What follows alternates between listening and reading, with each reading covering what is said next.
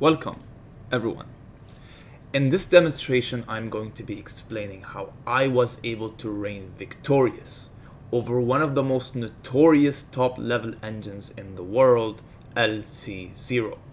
In this game, I had set Lc0 to play at a high contempt setting, exactly plus 250 contempt. What this means is that Lilo will actively try to play aggressively, avoid draws, and create imbalances and complications in the position, which is exactly why I have it on this setting. As if I don't have it on this setting and instead I have contempt set on 0, it will actually be very difficult to beat Lc0 because it would simply try to drag the game into a drawn position every single time the winning lines get too risky. So without further ado, let's get right into it. So the game starts with the move pawn to e4. Lila responds with c5, the Sicilian defense.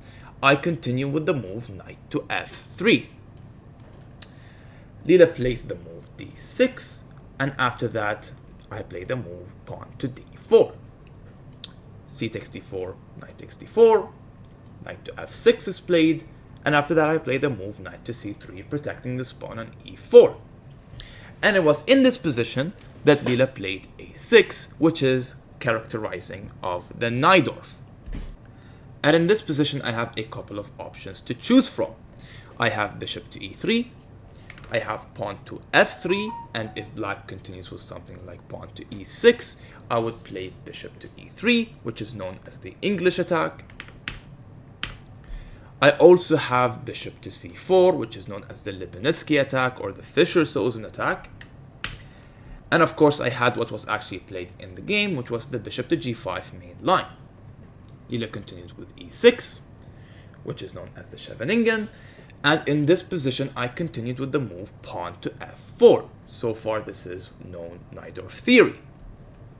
Now, the move pawn to f4 in this line is not dubious like how it would be in other lines outside of the Najdorf, due to the fact that this d8 to h4 diagonal is clogged up by these two pieces, which means that queen to h4 check in this position is actually impossible.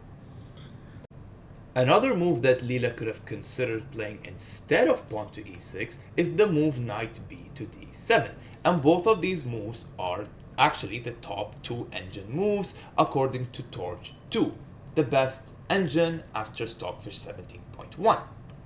With pawn to e6 being evaluated to be roughly plus 0.3 and knight b to d7 only being slightly worse, evaluated as plus 0.36. Going back to what actually happened in the game, e6, f4, and in this line Lila continues with the move knight b to d7, with the point being that pawn to e5 is now impossible. In fact, let's actually see how the engine would react if we decide in this position to play the move e5. The analysis speaks for itself. The point is, if you play pawn to e5 after the move d takes on e5, f takes on e5, now there's the move knight takes on e5.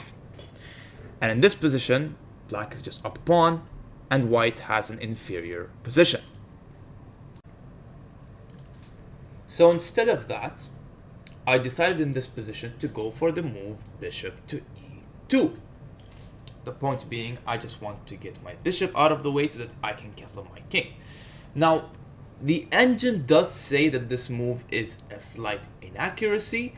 However, the engine's recommendation in this situation is, instead of playing bishop e2, to play something like queen to e2 or queen to f3.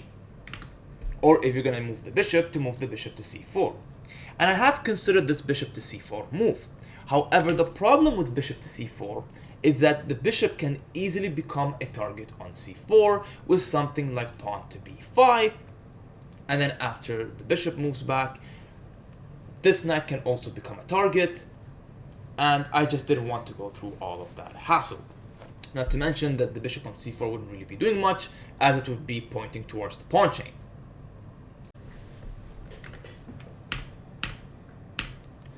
However, in retrospect, I have realized that there is a crazy line after bishop to c4, and that is if black plays the immediate pawn to b5, you have the brilliant move, bishop takes on e6, and I mean this already leads to a crazy position. After pawn takes bishop on e6, you have knight takes on e6, and this position is just wild to say the least. In fact, this line is so unbelievably wild.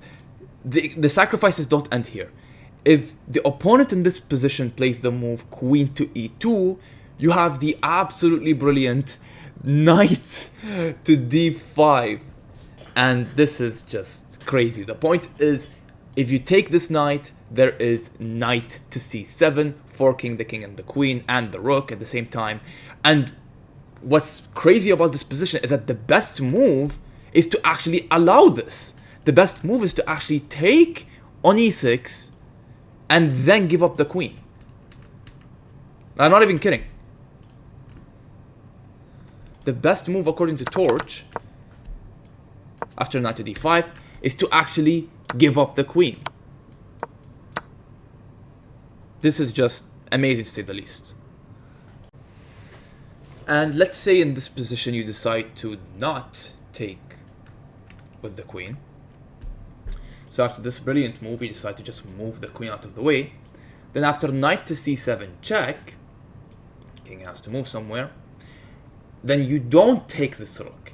Instead, you go for this move pawn to e5. And after takes and takes, if your opponent tries to save his rook by playing something like rook to b8, then in this position you have a checkmate in 1 with the move queen to d6 check and mate.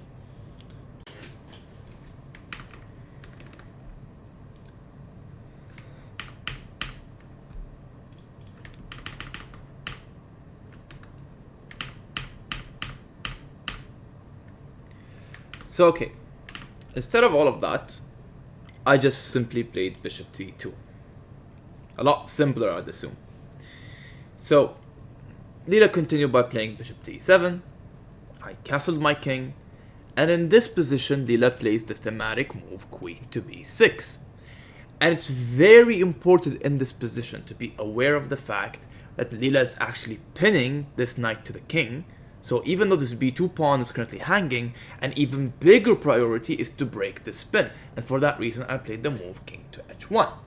Now, if you don't play king to h1 in this position, that's going to be a huge mistake. And the only move that is not going to lead to a huge mistake other than king to h1 is to play this move knight to a4. However, if you don't play either of these two moves and you instead continue with something innocuous like queen to d2 or rook to b1, then you are immediately losing the game after the move pawn to e5. And after f takes on e5, d takes on e5, this knight is pinned, and just like that you're losing a piece.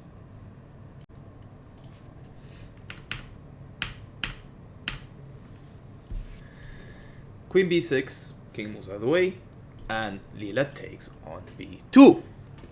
In this position, I play the move queen to d2, as my knight was hanging, and now my queen is protecting my knight. Lila moves the queen out of the way, and in this position, I play the move f5. And after Lila plays the move e5, trying to kick out my knight, we don't go backward with the knight, and instead we go for the brilliant move knight to e6. With the point being, after f takes on e6, f takes on e6, now we have this outpost for our pawn on e6, and this knight on d7 is being attacked. So after Lila plays knight to b6, I then continue by immediately taking out this knight on f6, and after it captures with the pawn, then I play the move rook to b1, attacking this unprotected knight on b6. So Lila moves back the queen, trying to protect this knight, but we don't care, we are still taking that knight, another brilliant move. And after Lila takes back, we immediately play the move knight to d5. The queen moves, and then in this position, the position is still very, very critical. In fact, you have to find this position. In this position, you have to find this move, bishop to h5 check. And in this position, it's not just critical for white, it's critical for white and for black. because black in this position has to find the move king to d8. If he does not find the move king to d8, then after king to f8, there is actually a mate in 2 moves for white, which starts with the move queen to h6 check. King has to go to g8, and in this position, after knight takes on e7, that is just a checkmate. So instead of all of that, Lila just simply plays king to d8, and the position remains critical. In this position, white absolutely has to find the move bishop to f7, with the point being that you are cementing this pawn on e6 and preventing the light square bishop from taking on e6. And after bishop to f7, the position remains critical for both sides. In fact, black in this position absolutely has to find the move pawn to h5. This is the only move that draws the position for black. Any other move is immediately losing. In fact, the second top engine move is actually plus 1.5 for white. And any other move is even more disastrous.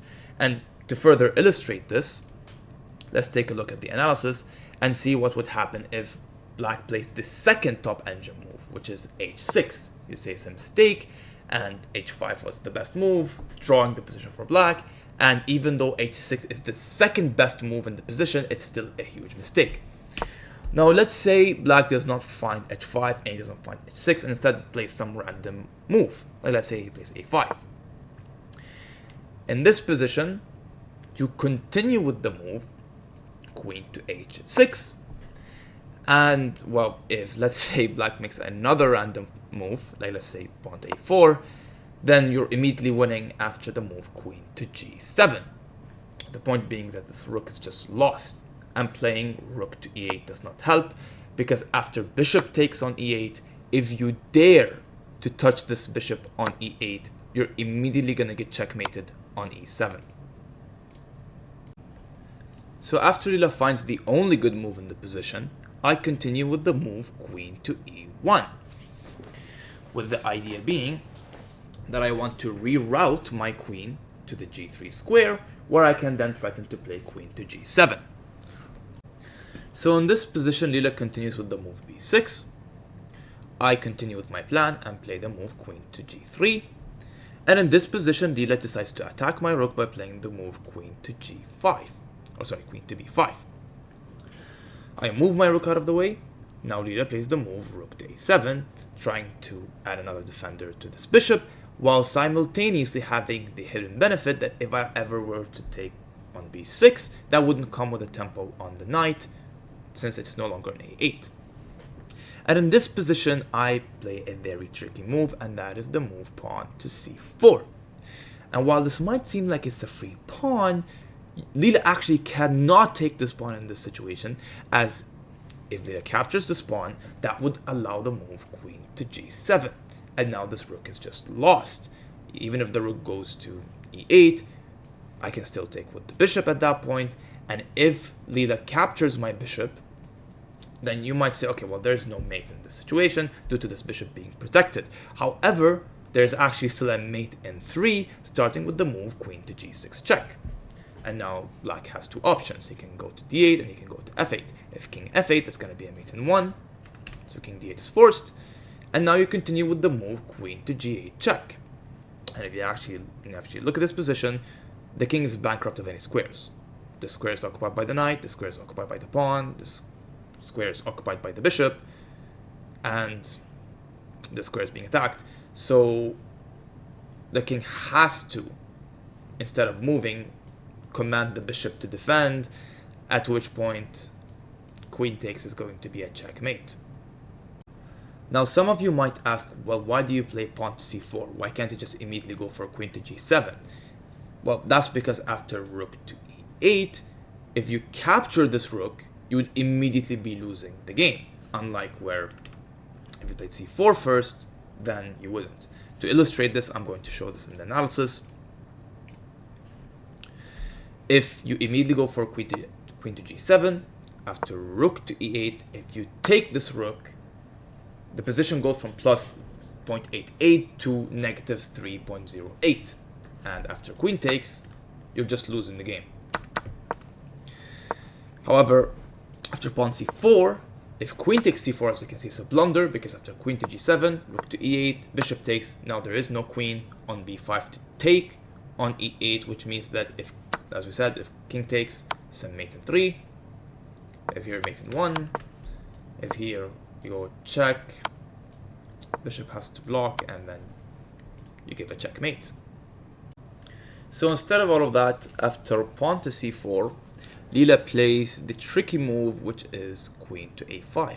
And the point being is that this temporarily disables queen to g7, because if I were to play queen to g7 right now, Leela is just going to take my rook, and I'm going to get mated.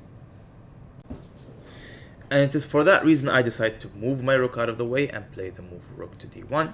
Leela continues attacking my queen by playing queen to a4. And in this position, okay, well, I'm just going to play rook to g1 and move my rook out of danger. And in this position, Leela concedes by playing the move rook to e8. And, well, in this position, I still can't take this rook because then I'll be in a losing position. So instead of that, I decide to snap on b6, hitting the queen. Leela moves the queen back. I go back to d5. And in this position, Leela plays an interesting move. And that is the move pawn to h4. Now it might seem like if you capture this pawn, you might run into some issues, like okay, you take this pawn, there is this f5 move, and okay, well now there's this discovered attack, and this pawn's gonna be hanging. However, it's not really that much of an issue because you can just simply take the bishop at that point, and now you're threatening to take the queen, on top of the fact that you're also threatening a discovered attack. There's actually no time to take this pawn, as that would be a complete disaster. Going back, if in this situation you decide to take with the rook, then after e takes on f5 and after something like rook to c7, there is the move pawn to c5. And in this position, well, if you take with the pawn, then you open up this d file, and well, this is just disastrous. And if you take with the queen, then you are just going to get mated after queen to h8 check, and rook here, which is forced. Queen takes is going to be a checkmate. So instead of all of that, Leela simply goes for the move rook to c7, putting some pressure on this pawn. However, this pawn does not really need to be protected, because after the move queen to h5, Leela cannot take this pawn, because if she takes this pawn, then you can take this rook, and now the bishop is also defended, and this queen is no longer on this diagonal to take back. Going back to this position, Leela realizes that she cannot take this pawn, and instead of taking the pawn, she goes for the move rook back to a7. I continue to improve the positioning of my queen, and I play the move queen to g6. And in this position, Leela decides to go for the move pawn to a5. And this is where things get spicy, because in this position, I played the move pawn to c5. And this is the point in time where Leela starts realizing that this position is completely losing. And so in this position, Leela cannot take this pawn with the queen once again, because that would hang the rook. And if Leela takes with the pawn in that position, then there is the move rook to d1. And this is just disastrous. There's this discovered attack, this file has essentially been opened, and well, that's not preferable at all. In fact, it's actually losing. And so in this position, Leela decides to go for the move bishop back to f8. And so I decided to continue by taking on with this pawn, and instead of taking this pawn with the queen, which would again be losing, Leela decides to liquidate this bishop, sacrificing the rook, and then after I take with the pawn, the rook moves out of the way, and in this position I decide to play the move rook to d1. Leela continues with the move bishop to d7, I play the move queen to g8, Leela takes on d6, and then I continue with the move rook to d3. Leela threatens to checkmate me one move, I counter it by playing the move rook to c3, queen goes back, and in this position I play the move h4 to prevent any back rank nonsense. And in this position, we begin to witness Leela's desperado, starting with the move bishop to a4. I play the move knight to c7, And Lila doesn't even try to move the rook out of the way. She just plays the move king to e7, with the point being that if I take this rook after queen takes, I will not be able to take this bishop, which actually means that I'm completely losing. I don't actually have much of a good continuation here.